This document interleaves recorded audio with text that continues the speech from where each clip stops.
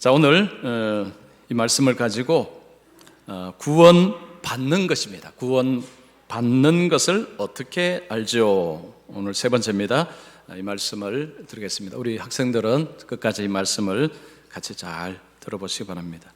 자, 구원은 우리에게 너무너무 중요합니다. 자, 구원이 왜 중요할까요? 자, 우리 모두는 위험에 노출되었습니다. 자, 그 위험이 무엇입니까? 죽음입니다. 자, 모든 사람은 죽음의 위험 앞에 있습니다. 벌벌 떨고 있습니다.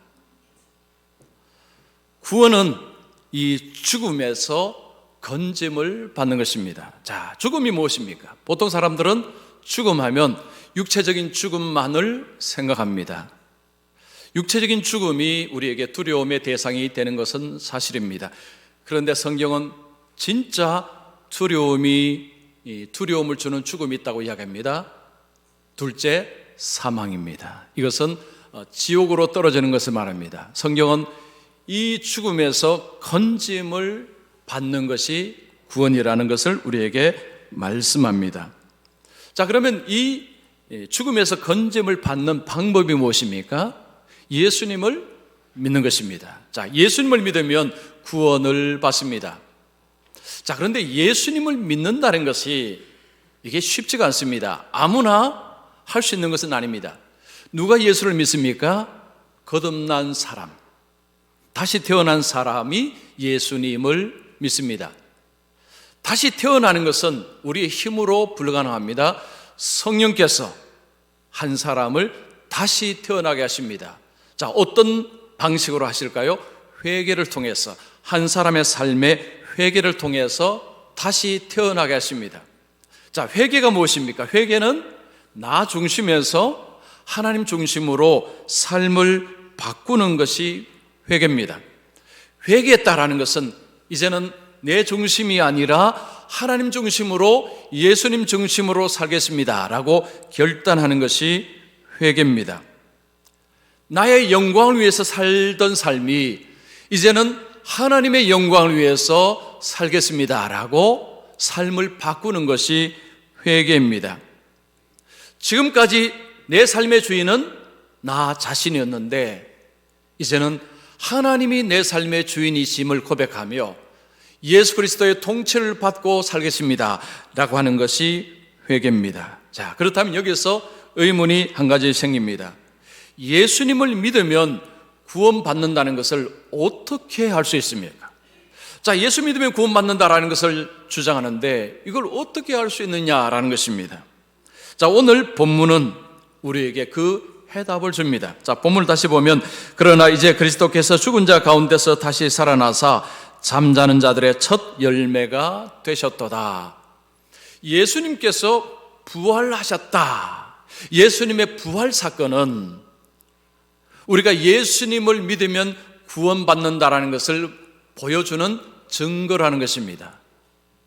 우리가 어떻게 구원을 받을 수 있는가? 예수 믿어 구원받습니다. 그럼 예수 믿어 구원받는다는 것을 어떻게 할 수 있는가?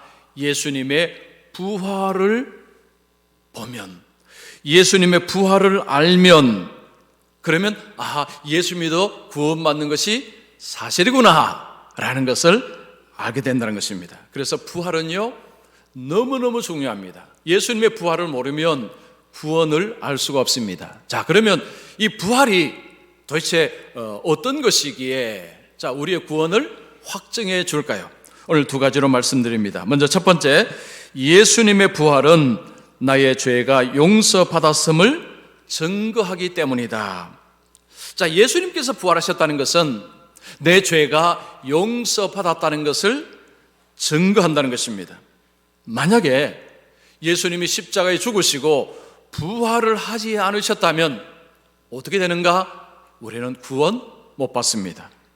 자, 오늘 본문 앞쪽에 17절, 18절 말씀을 한번 보면, 그리스도께서 다시 살아나신 일이 없으면 너희의 믿음도 헛되고 너희가 여전히 죄 가운데 있을 것이라. 또한 그리스도 안에서 잠자는 자도 망하였으리니. 바울은 만약 예수님이 십자가에 죽으시고 다시 살아나지 아니하시면, 그러면 예수 믿는 자들은 여전히 죄 가운데서 죽을 것이라는 이야기를 합니다. 죄 가운데 죽는다는 것은 죄의 용서를 받지 못하고 죽게 되는 것입니다. 죄의 용서를 받지 못하고 죽게 된다는 것은 지옥에 떨어진 것을 말합니다. 즉 둘째 사망을 이길 수 없다는 거죠. 둘째 사망을 맞이하게 된다는 것입니다.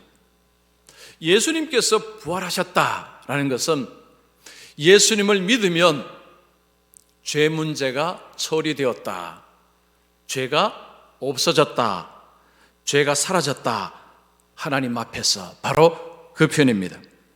자, 우리가 구원을 받기 위해서는 반드시 우리의 죄가 용서를 받아야 합니다. 자, 우리 모두는 다 죄인입니다. 죄인으로 태어나서 죄인으로 살다가 죄인으로 죽으면 육체적인 죽음과 더불어서 둘째 상황, 지옥으로 떨어지게 됩니다. 그래서 반드시 이 죄의 문제를 해결하고 세상을 떠나야 됩니다. 이 죄 용서함을 받고 죽음을 맞이해야 된다는 것입니다. 그래야 구원을 받는다는 것입니다. 자, 많은 사람들은 죄라고 하면 도덕적인 잘못만을 생각합니다. 예를 들면 거짓말하는 것, 도둑질하는 것, 살인하는 것. 보통 죄하면 다 이런 쪽만 생각합니다. 만약에 살인도 하지 않고 거짓말도 잘 하지 않고 정직하게 살아가며 남의 물건을 도둑질하지 않는 사람이라면 자신을 죄인이라고 생각을 하지 않고 살아갑니다. 깨끗하다고 생각하고 살아갑니다. 이런 분들이 복음을 들으면 불쾌합니다. 왜냐? 복음은 당신은 죄인입니다 라고 말하기 때문입니다. 내가 왜 죄인이야? 나는 깨끗하게 살고 있는데, 나라부터 잘 지키고 거짓말도 잘 하지 않고 정직하게 살고자 애를 쓰는 내가 왜 죄인인가? 이게 복음을 들을 때 불쾌한 것입니다. 자, 그리고 예수를 믿는 주위의 사람들이 도덕적으로 흠이 있는 모습을 보면 더더욱 복음을 받아들이기 어렵습니다. 예수 믿는 내 친구 누구누구, 예수 믿는 우리 친척 누구누구는 거짓말도 종종 하고 사기도 치고 이렇게 살아가는 것을 보니 저들이 믿는 복음이라는 것은 별것 아니구나 라고 생각을 해버리는 것입니다. 여러분, 예수 믿지 않는 사람이 예수를 믿기 위해서는 먼저 하나님을 알아야 되는데, 문제는 하나님이 안 보인다는 것입니다. 하나님은 볼 수가 없습니다. 그래서 보는 대상이 누구입니까? 예수 믿는 사람들입니다. 예수 믿는 친구들, 예수 믿는 친척들, 예수 믿는 사람들을 보면서 기독교를 판단하기 시작합니다. 그래서 자신이 깨끗하다고 생각하는 사람은 이 죄라는 문제를 만날 때 거부합니다. 나는 죄인이 아니기 때문이라고 생각합니다. 여러분, 성경에서 말하는 죄는 뭘까요? 크게 두 가지입니다. 하나는 하나님이 없다고 생각하는 것입니다. 하나님이 없다고 여기고 하나님 없이 살아가는 것이 죄입니다. 자, 두 번째는 하나님께서 아들을 구원자로 보냈는데 그 아들을 배척하는 것, 받아들이지 않는 것, 이것이 죄입니다.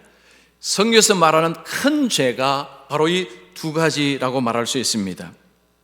하나님이 모든 것을 창조하셨고 하나님은 모든 만물을 유지하고 하나님은 통치하신다라는 이 말씀을 거부하는 것입니다. 나는 못 믿겠다는 것입니다. 여러분, 하나님을 거부한다는 것은 이게 어떤 문제일까요? 이런 식입니다. 자, 어떤 사람이 이런 말합니다. 나는 부모가 없습니다. 나는 부모 없는 사람입니다.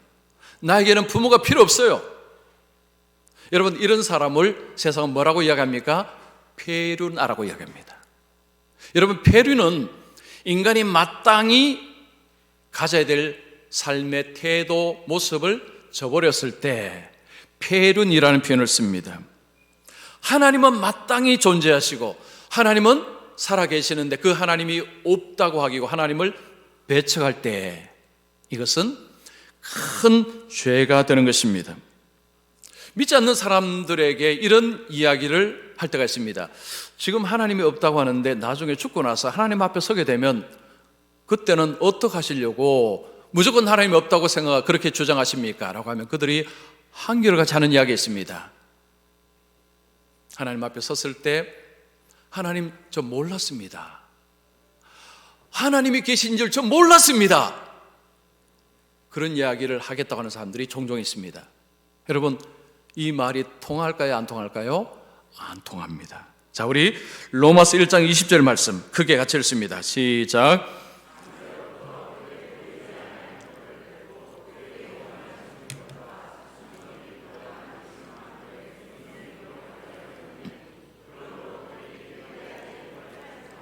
여기 보면 핑계하지 못할지니, 이게 핑계거리가 안 된다는 거죠. 이 땅에서는 하나님 없다고 주장하고 살다가 하나님 앞에 떡 섰을 때 하나님 저 몰랐어요 라고 이야기해봐야 소용없다는 것입니다. 왜 그럴까요? 자, 지금 바울은 무슨 이야기합니까?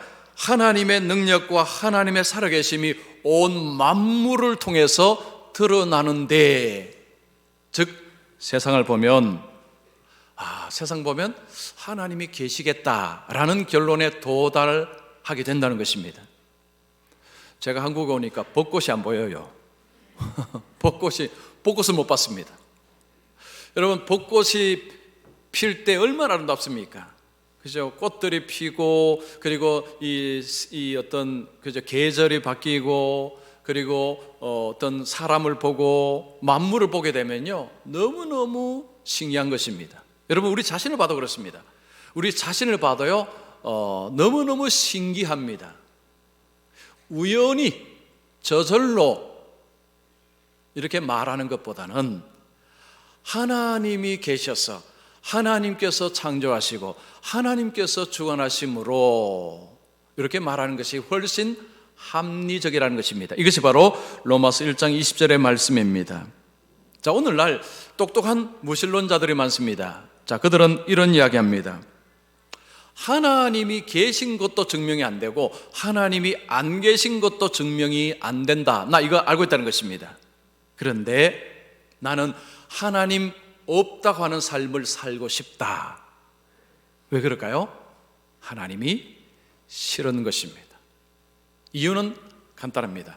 하나님이 그냥 싫은 것입니다. 왜 싫을까요? 하나님이 간섭하고 하나님이 명령하고 이거 하라 저거 하라, 이게 싫다는 거죠. 나는 내 자유를 누리면서 내가 원하는 삶을 살고 싶다는 것입니다. 그래서 하나님 싫다는 것입니다. 이유는 아주 간단합니다. 그냥 하나님이 싫은 것입니다. 그래서 하나님이 없다는 것도 증명이 안 됩니다. 그런데도 하나님이 없다는 삶을 살고 싶다는 이야기를 합니다. 여러분, 이 땅에서 하나님 없다고 생각하고 살아도 별 문제가 없는 것 같습니다. 주위에 여러분, 예수 안 믿어도 멀쩡히 잘 사는 분들이 한두 분이 아닙니다. 예수 안 믿어도 이 땅에서 잘 살 수도 있습니다. 하나님은 하나님 안 믿는다고 갑자기 막 큰 벌을 주시고 이렇게 하지 않습니다. 성경의 하나님은 통이 크십니다. 째짜신 하나님 아닙니다. 하나님은 은혜의 하나님이십니다. 하나님은 악인에게 해를 비추시고 비를 내리시는 하나님이시라고 마태복음에서 예수님이 말씀합니다. 하나님은 기다려주시고 하나님은 인내하시는 하나님이십니다.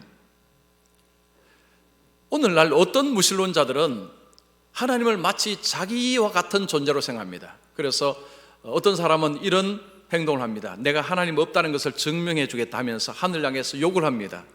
그리고 하나님을 향해서 욕을 합니다. 그리고 나서 말합니다. 봐라, 아무 일도 일어나지 않지 않느냐. 하나님을 마치 자기 같은 존재로 생각하는 것입니다. 여러분, 사람들은 하나님을 생각할 때요, 자기와 같은 존재로 자꾸 생각합니다.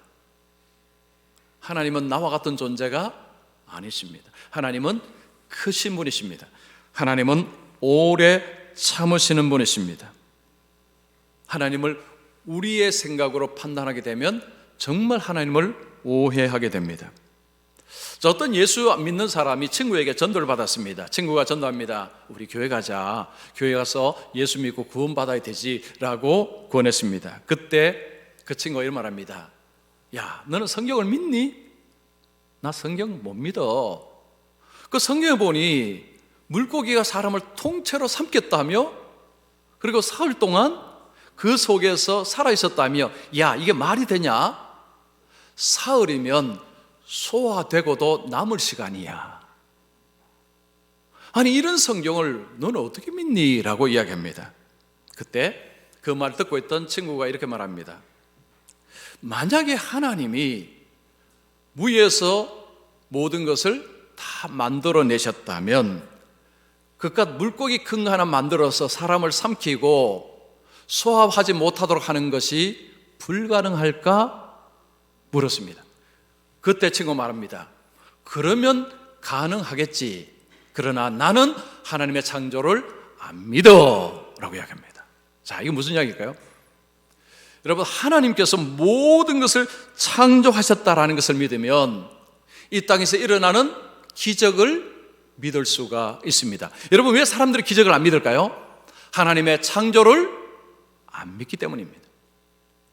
하나님이 모든 것을 만드셨다, 창조하셨다라는 것을 믿게 되면 예수님이 행하신 기적들, 이런 이적들, 성경에서 말하는 기적들 믿는 것은 어렵지 않습니다. 왜 사람들이 기적을 부인하고 왜 성경의 이야기들을 부정할까요?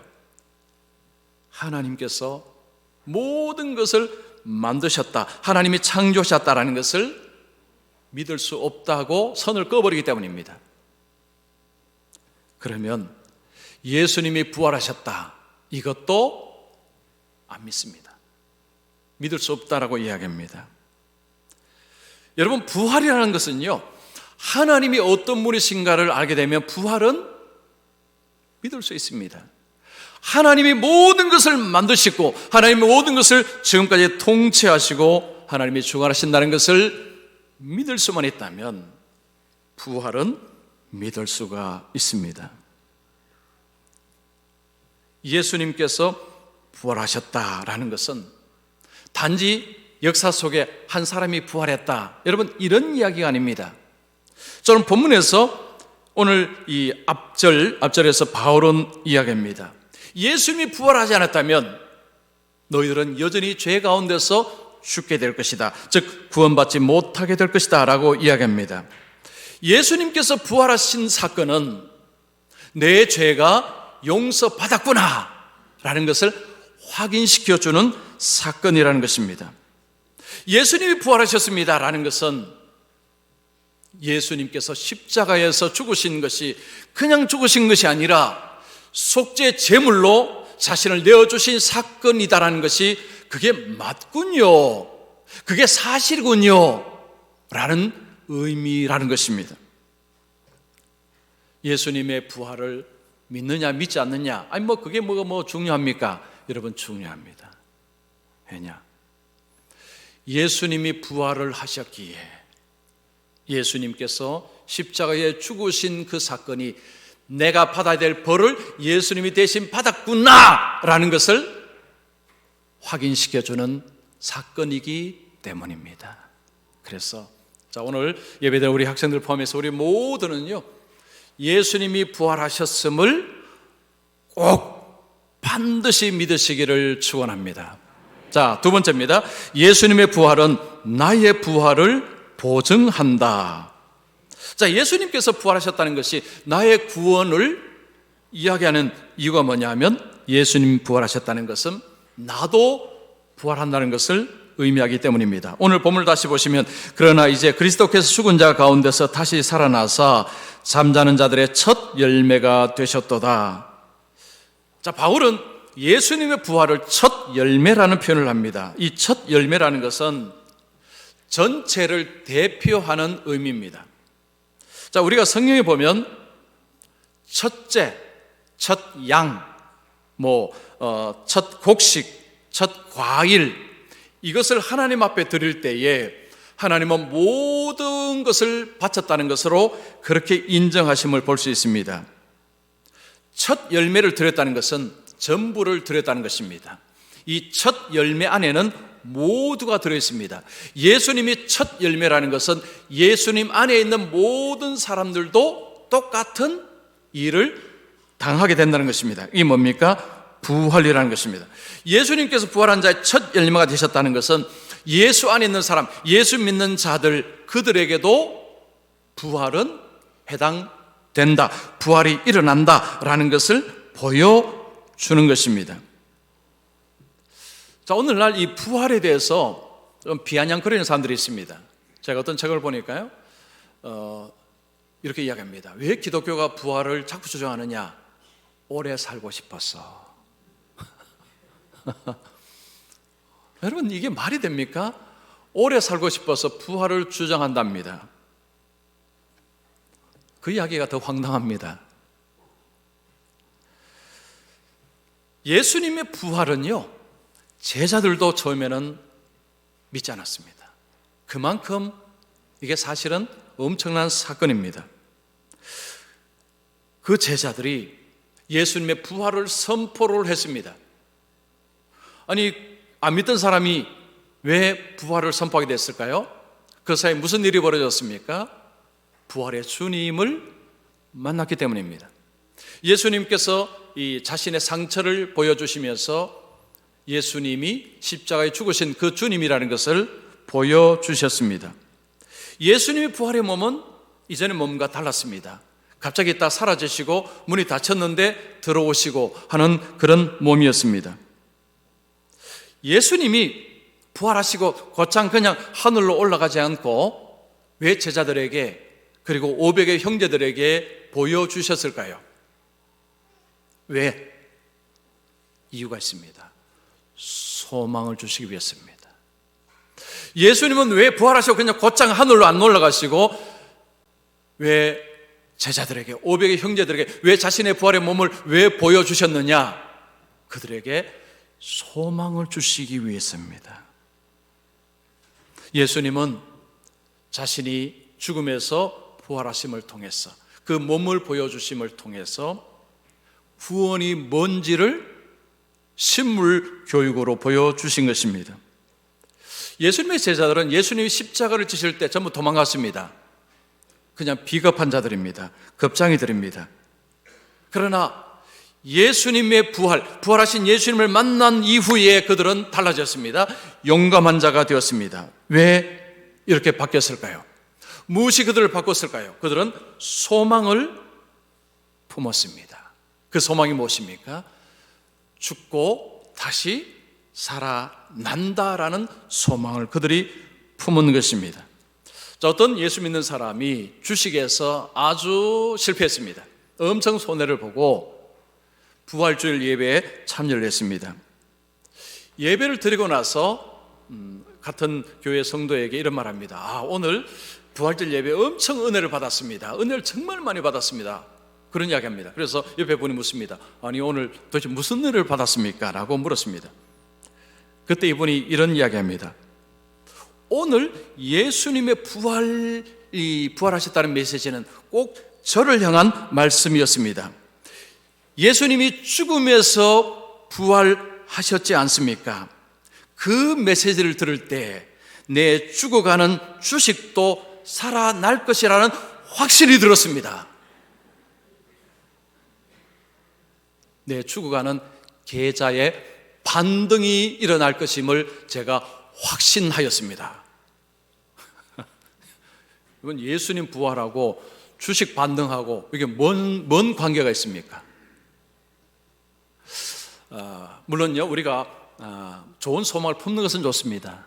그러나 예수님의 부활을 내 죽어가는 주식이 살아난다는 식으로 그 소망을 갖다 붙이는 것은 여러분 곤란합니다.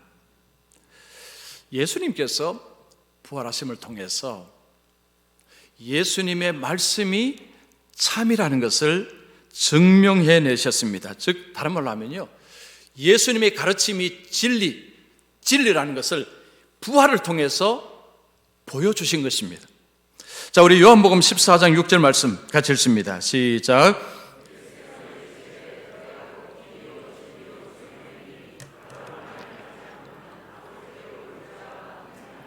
자, 예수님께서 자신을 길이요 진리요 생명이니 자신을 진리라고 이야기했습니다.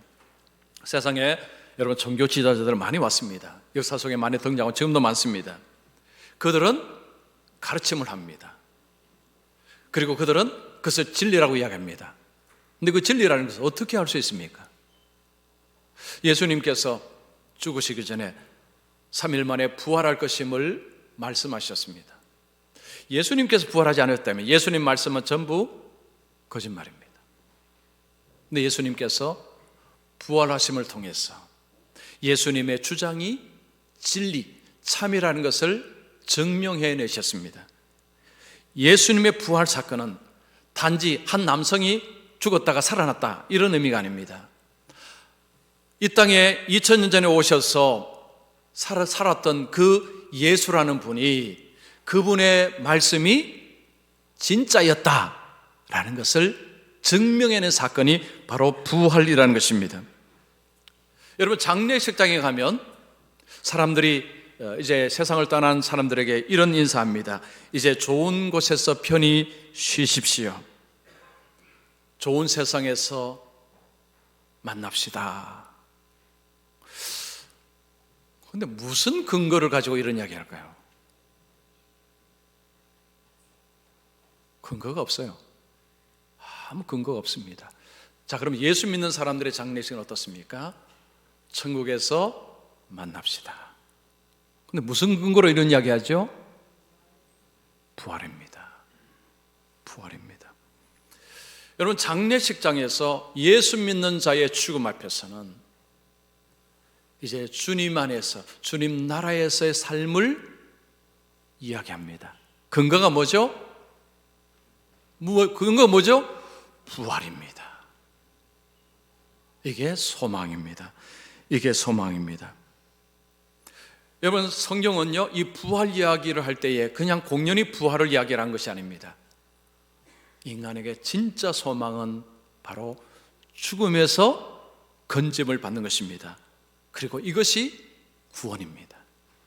여러분, 기독교 말하는 구원은요, 죽음에서 건짐을 받는 것입니다. 그냥 좀 좋은 것을 얻고 누리고 하는 이게 구원이 아닙니다. 그러려면 다른 종교 가셔도 됩니다. 예수 안 믿어도 돼요. 우리에게 구원이라는 것은 바로 죽음에서 건짐을 받는 것입니다. 자, 이 근거가 뭐라고요? 부활입니다. 부활입니다.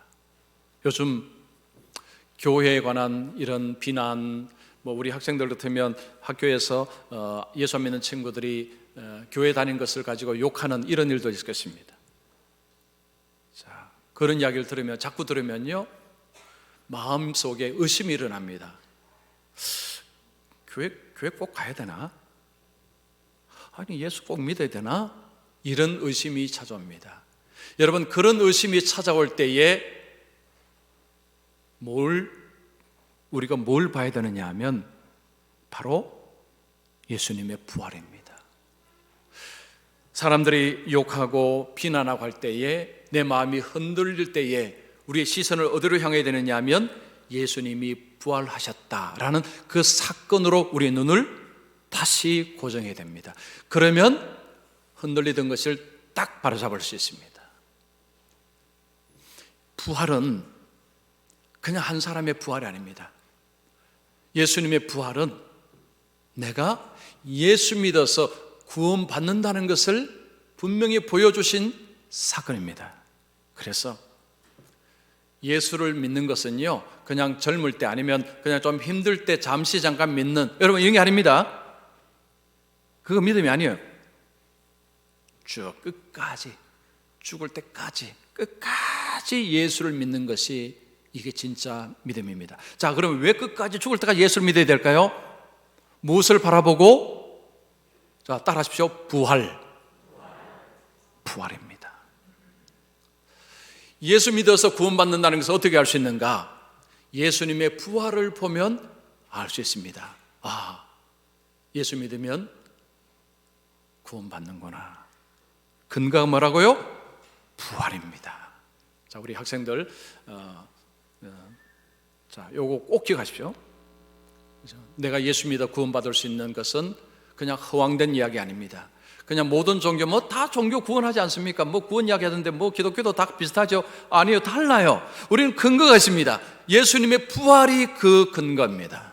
그래서 자, 오늘 예배하는 우리 모든 성도님들은 그 예수님의 부활을 늘 바라보시면서 흔들리지 마시고 끝까지 견고하게 믿음으로 승리하시기를 축원합니다.